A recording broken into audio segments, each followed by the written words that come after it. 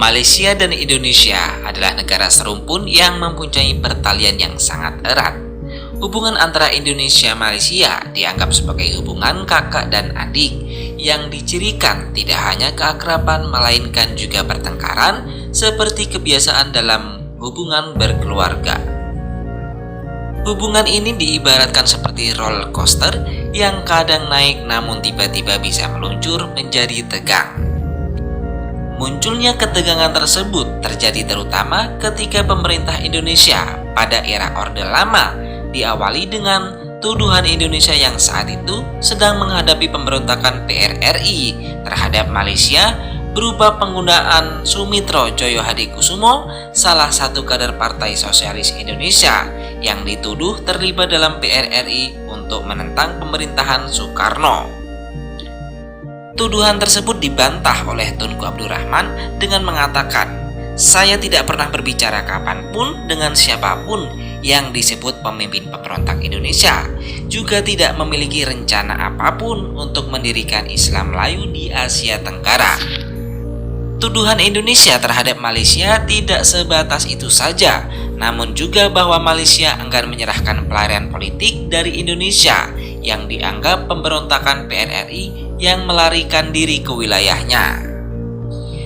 Tidak hanya enggan mengembalikan pelarian politik PRRI, pemerintah Malaysia juga dikatakan telah mengizinkan pelabuhan-pelabuhannya untuk digunakan pihak barat guna menyalurkan bantuan kepada pemberontakan yang menentang Jakarta. Hubungan Indonesia dan Malaysia semakin memanas, yaitu setelah Presiden Soekarno mengkampanyekan sebuah slogan Ganyang Malaysia yang diakibatkan sebagai respon dari pembentukan Federasi Tanah Melayu oleh Perdana Menteri Tunku Abdul Rahman yang dideklarasikan pada tanggal 16 September 1963. Sehari kemudian, pada tanggal 17 September 1963, Indonesia melakukan pemutusan hubungan diplomatik secara sepihak dengan Malaysia. Hal ini menyebabkan terputusnya hubungan kedua negara tersebut secara diplomatik. Di kancah internasional, permasalahan konfrontasi ini memanas terutama pada November 1964. Malaysia berencana masuk menjadi anggota PBB. Sebelumnya, Presiden Soekarno tidak dapat menahan lagi kesabarannya karena Malaysia masuk ke PBB. Oleh karena itu, Soekarno melakukan sebuah pidato yang disampaikan pada tanggal 31 Desember 1964 yang isinya sebenarnya pernah disampaikan pada forum yang sama pada 30 September 1960. Bunyi pidatonya adalah sebagai berikut. Oleh karenanya, jikalau PBB menerima Malaysia menjadi anggota Dewan Keamanan, kita Indonesia akan keluar. Kita akan keluar dari PBB sekarang. Sebelum Malaysia masuk dan diterima menjadi anggota PBB tanggal 1 Januari 1965, Indonesia sudah menyatakan keluar dari PBB. Niatan ini semakin kuat ketika Malaysia benar-benar diterima menjadi Dewan Keamanan 7 Januari 1965 dengan mengatakan, "Sekarang karena ternyata Malaysia diterima menjadi anggota Dewan Keamanan, saya menyatakan Indonesia keluar dari PBB." Secara resmi Indonesia keluar dari PBB dan organ-organnya dengan cara melayangkan surat yang disampaikan oleh Menteri Luar Negeri Dr. Subandrio pada tanggal 20 Januari 1965 kepada Sekjen PBB Utan. Sekretaris Jenderal PBB Utan menyayangkan keluarnya Indonesia dari PBB dan mengharapkan agar Indonesia dapat kembali melakukan kerjasama dengan PBB. Pada tanggal 25 Maret 1965, Presiden Soekarno menolak bantuan ekonomi Amerika Serikat bagi Indonesia. Kembali kepada permasalahan dalam negeri, ketika terjadi pemutusan sepihak oleh Indonesia pada tanggal 17 September 1963, pemerintah Indonesia mengumumkan konfrontasi terhadap Malaysia. Dan pada 3 Mei 1964, Soekarno mengumumkan operasi yang dinamakan Dwi Kora atau Dwi Komando Rakyat yang sebagai berikut. 1. Perhebat ketahanan revolusi Indonesia. 2. bantu perjuangan revolusioner rakyat Malaya, Singapura, Sabah dan Sarawak, Brunei untuk membubarkan negara boneka Malaysia. Dengan adanya Dwi Korah ini mendapat sambutan dari PKI dengan cara memberikan bantuan secara tidak langsung kepada gerilyawan-gerilyawan komunis yang ada di perbatasan, terutama yang ada di Kalimantan yang langsung berbatasan darat antara Indonesia dan Malaysia, seperti gerilyawan komunis di Sarawak dan gerilyawan komunis di Kalimantan Utara. Selain melakukan bantuan terhadap gerilyawan komunis di perbatasan, PKI juga melakukan hasutan-hasutan dengan menciptakan jargon-jargon dan istilah-istilah seperti boneka imperialisme, nekolim, old devos, dan sebagainya. Jargon-jargon ini tersebut disuarakan dengan cara demonstrasi massa tak hanya di Indonesia, namun juga di Malaysia. Dwi Korah ini langsung dijabarkan dengan membentuk Komando Operasi Tertinggi (KOTI) pada tingkat pusat, dan untuk wilayah barat pada 16 Mei 1964 dibentuk Komando Gabungan yang diberi nama Komando Siaga. Dalam Komando Siaga ini dipimpin oleh Omar Dhani dari Angkatan Udara, sedangkan yang menjadi wakilnya berasal dari Angkatan Laut yaitu Mulyadi dan Brigjen Ahmad Wiranata Kusuma. Di dalam angkatan militer sendiri, terutama angkatan darat, tidak setuju dengan didirikannya Komando Siaga yang diketuai oleh Omar Dhani. Angkatan darat yaitu Soeharto dan Nasution melakukan pembangkangan, yaitu dengan cara melakukan upaya komunikasi dengan pihak-pihak tertentu di Malaysia. Angkatan darat menghimbau para anggotanya agar tidak ikut dalam konfrontasi, karena keikutsertaan dalam konfrontasi Malaysia adalah suatu tindakan yang kontraproduktif, karena isu dari konfrontasi hanya menguatkan dukungan bagi kaum komunis yang mendukung politik gagasan tersebut. Sebelum Indonesia membentuk kekuatan militer untuk melakukan konfrontasi pada tanggal 23 Februari 1963, Tunku sudah memberikan peringatan apabila Indonesia tetap ingin menyerang Malaysia. Kuala Lumpur bukan hanya mendapatkan bantuan dari negara-negara yang memiliki perjanjian pertahanan dengannya, dan juga negara-negara yang memiliki simpati juga mendapatkan bantuan dari Inggris dan Amerika Serikat.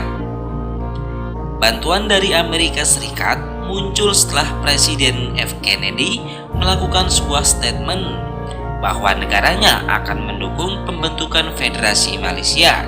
Dengan dukungan dari Amerika Serikat menambah percaya diri dari Malaysia dalam menghadapi Indonesia yang didukung oleh Cina dan Uni Soviet.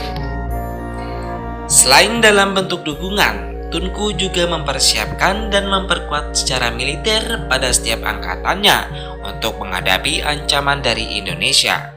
Untuk mempersiapkan menghadapi Indonesia, Malaysia terpaksa membatalkan keberangkatan 800 tentaranya untuk misi perdamaian di Kongo dengan tentara PBB. Ancaman-ancaman dari Malaysia tidak dihiraukan oleh Indonesia. Untuk pengejauhan tahan dari Dwi Korah, maka pemerintah Indonesia terus memperluas infiltrasi militernya ke wilayah Malaysia melalui pendaratan di Pontianak, Johor pada tanggal 17 Agustus 1964. Pendaratan yang kedua terjadi di Labis, juga di wilayah Johor pada tanggal 2 September 1964. Sebelumnya juga sudah terjadi penyusupan, yaitu pada 21 April 1963 di kantor polisi Tabedu di Sarawak, Malaysia, yang mengakibatkan seorang anggota polisi terbunuh. Tercatat, sejak tanggal 16 Januari sampai 27 Maret 1963, Indonesia melancarkan 50 kali serangan infiltrasi. Selain ABRI dan PKI yang terlibat dalam operasi Dwi Korah, adalah orang-orang komunis Cina dari Sarawak yang dilatih oleh ABRI yang bergabung dalam organisasi PGRS atau Paraku, yang anggotanya berasal dari etnis Cina yang berasal dari Sarawak dan Kalimantan Utara, dan mendapat tambahan bantuan dari kaum gerilyawan komunis Malaya yang bersembunyi di Kalimantan Barat untuk menentang pendirian negara Federasi Malaysia. Untuk mengimbangi kekuatan dan operasi yang berasal dari militer, dalam operasi Dwi Korah, maka dibentuklah para sukarelawan yang berasal dari kalangan sipil. Salah satunya adalah sukarelawan yang berasal dari para sarjana-sarjana yang berasal dari universitas-universitas yang ada di Jawa maupun luar Jawa. Para sukarelawan sarjana ini ditempatkan di daerah yang berbatasan langsung dengan Malaysia, dan juga ada yang sengaja menyusup masuk ke daerah Malaysia. Tujuan dari sukarelawan terutama yang berasal dari para sarjana adalah untuk membentuk opini publik, untuk membebaskan diri dari ikatan penjajahan dan membentuk suatu negara yang merdeka dan berdaulat. Dengan adanya sukarelawan dari para sarjana, memberikan keuntungan kepada pihak Indonesia untuk memberikan informasi awal mengenai keadaan penduduk daerah perbatasan Indonesia-Malaysia sebelum diterjunkan satuan-satuan tempur dari angkatan bersenjata. Dalam melakukan tugasnya, para sukarelawan, terutama di daerah Kalimantan, dibantu oleh Detasmen Sukarelawan Malaya. Oleh karena itu, terjadilah saling bantu-membantu antara sukarelawan Indonesia dan sukarelawan yang berasal dari Kalimantan Utara, baik yang berasal dari angkatan bersenjata maupun yang berasal dari gerilyawan dari Kalimantan Utara. Untuk mencegah kontak berupa bantuan antara sukarelawan Indonesia dengan gerilyawan yang berasal dari Kalimantan Utara, pihak Malaysia menggunakan strategi yang dinamakan desa strategis dengan tujuan agar terjadi kontak senjata baik di darat maupun di udara menggunakan helikopter dengan para gerilyawan sehingga bantuan untuk sukarelawan Indonesia terputus. Para tentara Malaysia selalu memancing para sukarelawan untuk maju dan melakukan kontak senjata serangan terbuka dan terjadi dengan tentara Malaysia. Hal ini mengakibatkan banyaknya korban yang gugur dari pihak sukarelawan Indonesia. Hal ini terjadi karena para sukarelawan belum memiliki pengalaman yang cukup dalam bidang kemiliteran dan juga masih belum dapat mengetahui strategi dari musuh tersebut. Untuk menghindari bertambahnya korban jiwa dari pihak Indonesia, maka untuk menambahkan kekuatan mental dari sukarelawan, maka oleh pemerintah memasukkan anggota-anggota ABRI yang telah memiliki banyak pengalaman. Anggota ABRI ini ditempatkan dalam posisi sebagai tenaga inti, sehingga dalam pertempuran yang terjadi pada 10 Juli 1964 di antara Kampung Saki Kilo dan Batugar di wilayah Sabah, pasukan TNKU dibantu sukarelawan dari Indonesia mendapatkan kemenangan. Setelah peristiwa tersebut, banyak sekali serangan-serangan secara mendadak. Dalam pertempuran tersebut berhasil menewaskan 20 orang dan beberapa luka-luka dan dapat merampas beberapa pojok senjata. Untuk menyelesaikan konfrontasi ini, agar tidak semakin berlarut-larut dan banyak memakan korban dari kedua belah pihak, maka diadakan sebuah upaya damai yang pertama diprakarsai oleh Filipina pada tanggal 9-17 April 1963. Dilaksanakan sebuah konferensi yang dihadiri oleh Menlu dari ketiga negara yang berkonfrontasi, yaitu Indonesia, Malaysia, dan Filipina. Dalam konferensi tersebut dibahas mengenai masalah dalam rencana pembentukan Federasi Tanah Melayu, dan sifat dari konferensi ini semi-resmi dan tidak terlalu kaku. Pertemuan ini dilanjutkan dengan pertemuan yang kedua yang dilaksanakan atas prakarsa dari Jepang yang disponsori oleh Amerika Serikat yang diselenggarakan di Tokyo pada 31 Mei sampai 1 Juni 1963 yang menghadirkan semua kedua kepala negara yang sedang berkonfrontasi secara formal. Pertemuan ini, kedua kepala negara berhasil menyepakati untuk mematuhi persetujuan persahabatan tahun 1959 yang mereka tanda tangani dan untuk mengusahakan penyelesaian dengan jalan damai. Dalam pertemuan di Tokyo ini, Malaysia memberikan suatu tuntutan kepada Indonesia untuk menarik mundur pasukannya dari Malaysia dalam tempo 4 minggu dan menghentikan konfrontasi. Tuntutan ini tidak dikabulkan oleh Indonesia dengan secara tegas. Soekarno mengatakan, Indonesia tidak agresor karena Malaysia tidak ada. Soekarno juga menekankan penarikan mundur tentara Indonesia hanya dapat dilakukan mengikuti tahap kemajuan penyelesaian konflik sesuai hasil kesepakatan Manila. Pada tanggal 7-11 Juni 1963, dibentuklah sebuah kelompok bangsa Melayu atas inisiatif dari Presiden Filipina, Macapagal, yang diberi nama Mapilindo, yang melahirkan sebuah kesepakatan Manila yang dihadiri oleh Menlu Malaysia Tunku Abdul Razak, Menlu Indonesia Subandrio, dan Menlu Filipina Emmanuel Pelaez yang diselenggarakan di Manila. Pertemuan ini menghasilkan suatu kejelasan sikap politik Indonesia dan Filipina yang tidak keberatan Malaysia membentuk sebuah federasi, asalkan hal ini disesuaikan dengan hak menentukan nasib sendiri yang ditentukan oleh otoritas yang bebas dan tidak memihak. Pertemuan Manila ini segera disusul dengan pertemuan tingkat tinggi yang dihadiri oleh ketiga negara yang sedang berkonfrontasi pada tanggal 30 Juli sampai 15 Agustus 1963. Dalam konferensi ini, para kepala negara meminta agar PBB untuk menyelenggarakan sebuah jejak pendapat atau referendum di Sabah dan Sarawak. Apakah kedua wilayah tersebut mau bergabung dengan Federasi Malaysia atau tidak? Indonesia dan Filipina akan mematuhi jejak hasil pendapat tersebut. Kemudian, PBB membentuk sebuah misi Mitchell Moore yang diketuai oleh Lawrence dari Amerika Serikat yang tiba di Kalimantan pada tanggal 15 Agustus 1963 dan langsung melakukan tugasnya. Pada tanggal 14 September 1963, Sekjen PBB mengumumkan hasil jejak pendapat tersebut yang menghasilkan seluruh rakyat di kedua daerah tersebut, baik Sabah dan Sarawak, memilih bergabung dengan Federasi Malaysia.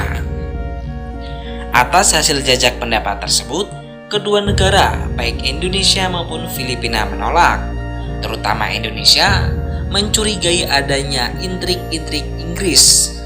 Penolakan ini dikeluarkan oleh Indonesia pada tanggal 15 September 1963 bahwa berdirinya Federasi Malaysia dianggap tidak sah dan tidak dapat diterima secara resmi. Walaupun ada penolakan dari kedua negara, Malaysia tetap mendeklarasikan berdirinya Federasi Tanah Melayu pada tanggal 16 September 1963. Sehari kemudian, 17 September 1963, Indonesia memutuskan diplomatik secara sepihak dengan Malaysia. Dan antara tanggal 18 sampai 21 September 1963 terjadi aksi-aksi demonstrasi di kedua negara, baik di Indonesia maupun di Malaysia. Puncaknya, pada tanggal 23 September 1963 di Yogyakarta, dalam pidatonya Presiden Soekarno memperkenalkan kepada khalayak slogan anti Malaysia, yaitu Ganyang Malaysia. Pidato ini dimulai kampanye anti Malaysia. Perundingan yang dipaparkan di atas hanya perundingan yang bersifat formal dan masih banyak perundingan yang bersifat informal, namun kedua jenis tidak menghasilkan apapun dan menemui jalan buntu. Di tengah kebuntuan terdapat angin segar untuk mengakhiri konfrontasi.